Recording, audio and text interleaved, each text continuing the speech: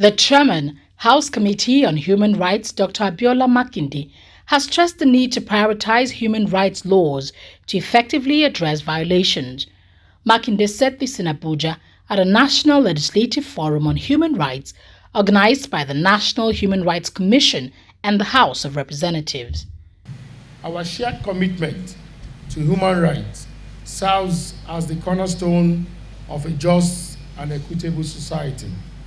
It is imperative that we remain steadfast in our dedication to safeguarding the inherent dignity and freedom of every individual. Various factors can undermine human rights, creating challenges for the protection and promotion of these fundamental values. One significant factor is the cultural relativism, where differing cultural norms and practices may be in conflict with universal human rights standards. Some argue that certain cultural traditions may justify practices that violate human rights, making it challenging to establish a universally accepted framework.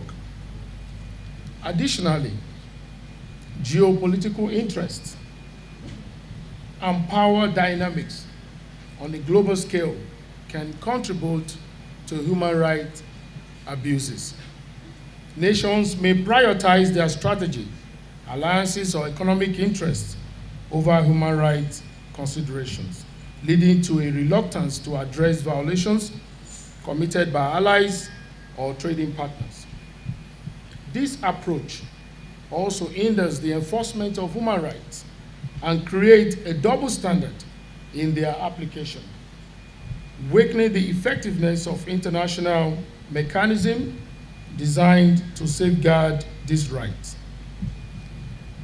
Non-provision of legal aid, weakness of extrajudicial bodies, lack of adequate training for security agents, and dualist model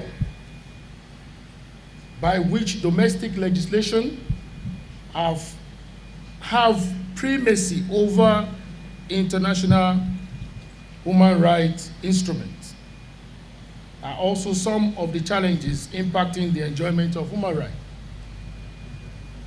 I'll give an example of what is happening in the North. Human rights are not a mere abstraction. They are the bedrock upon which our societies are built.